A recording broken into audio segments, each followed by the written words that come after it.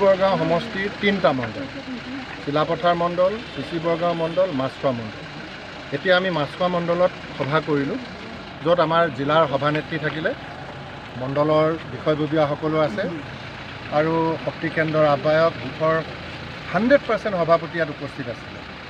আৰু আমি মিত্ৰতাৰে নিৰ্বাচনটো খেলাৰ কাৰণেও আমি আলাপ আলোচনা কৰিছোঁ আৰু আমাৰ দলৰ যিমানখিনি কৰ্মী আছে সেই কৰ্মীসকলকো জিকাৰ কাৰণে আমি সকলোকে একদম দিনে ৰাতি একাকাৰ কৰি দিবৰ কাৰণেও তেখেতসকলক আহ্বান জনাইছোঁ। আৰু একদম আমি সহজভাৱে প্ৰাৰ্থী বাছনিৰ ক্ষেত্ৰতো আমি কথাখিনি দলৰ কৰ্মকৰ্তাক কৈছোঁ যে তেওঁলোকে নিৰপেক্ষভাৱে তেওঁলোকে নিজা নিজা অঞ্চলত সভা সমিতি কৰি যাতে তেওঁলোকে একোজনকৈ যদি আমাক প্ৰাৰ্থী আগবঢ়াই দিয়ে তেতিয়াহ'লে সেই প্ৰাৰ্থীসকলে ফাইনেল হ'ব।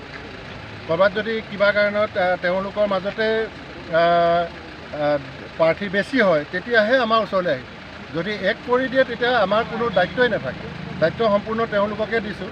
কিন্তু তেওঁলোকে এক কৰিব নোৱাৰিলেহে তেতিয়া জিলা সমিতি বা তাৰ পৰ্যায়ক্ৰমে ৰাজ্যিক সমিতি আৰু আমি ঠিক তেনেধৰণে গণশক্তি অসম গণ পৰিষদ দল তেখেতসকলকো আমি মিত্ৰতাৰে নিৰ্বাচন খেলাৰ কাৰণে আমি মানসিকভাৱে প্ৰস্তুতি লৈছোঁ।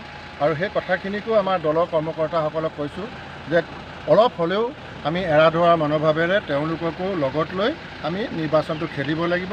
তাৰ কাৰণেও তেওঁলোকক যাতে মেণ্টেলি প্ৰিপেয়াৰ হয় তাৰ কাৰণেও তেখেতসকলক আহ্বান জনাইছোঁ। অহাকালিৰ পৰা লখিমপুৰ, ঢকুৱাখানা, ধেমাজি, আজি তিনিচুকীয়া জিলা, ইয়াৰ পৰা মই তিনিচুকীয়াত যামগৈ। তাতো আমি এই মিত্ৰতাৰ কথাবিলাক তেওঁলোকৰ জিলা সমিতিসমূহৰ লগত আলাপ আলোচনা কৰিম আৰু গোটেইখিনি নিৰ্ভৰ কৰিব আমাৰ তৃণমূল কৰ্মকৰ্তাখিনিৰ ওপৰত। এতিয়া সময়টো যে খুব কম আছে, 11 তাৰিখে আপোনালোকে নমিনেশ্যনৰ লাষ্ট ডেট, এইখিনি সময়ত আপোনালোকে কিমান তৎপৰতা? আমাৰ দলীয়ভাৱে আমাৰ সদায় কাম কাজ চলি আছে। আমাৰ মেম্বাৰশ্বিপ হৈ গ'ল, আপোনালোকে নিশ্চয় দেখিছে যে বৰগাঁও সমষ্টিটো প্ৰায় 60,000 ওচৰত আমি মেম্বাৰশ্বিপ। ঠিক তেনেধৰণে ইয়াৰ পিছত আমাৰ বহুতখিনি কাৰ্যসূচী চলি আছে। সদায় শেষৰটো দেওবাৰ মন কী বাত আমাৰ চলে আৰু মাজে মাজে আমাৰ কাৰ্যসূচীখিনি আছেই। তো তাৰ মাজেদি আমি দলীয়ভাৱে কথাবিলাক সদায় কৰি আছোঁ। কিন্তু ৰাজনৈতিকভাৱে এটা আমাৰ বিষয় আহিছে, ইয়াত অকণমান ৰাজনীতিও জড়িত হৈ থাকিব। পাৱাৰক লৈ অলপমান চিন্তা চৰ্চা সকলোৱে কৰে।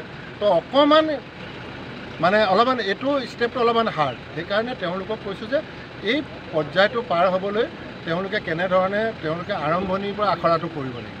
এতিয়া আমাৰ বুথ কমিটিৰ একোজন ব্যক্তিয়ে যদি তেওঁ পদবী আছে বুলি যদি তেওঁ এটা সিদ্ধান্ত দি দিয়ে তেতিয়া আমাৰ বুথতে এক নহ'ব। তো আমি তেওঁলোকক কৈছোঁ যে প্ৰথম বুথৰ মিটিংখন কৰিহে ৰাজনীতিৰ কথাটো আৰম্ভ। বুথৰ মানুহখিনি এক হৈ ৰাজনীতিৰ কথাটো কাক দিব কাক নিদিব কোন হ'লে ভাল হ'ব সেই কথাবিলাক আৰম্ভ কৰিবৰ কাৰণে কৈছোঁ। ধন্যবাদ।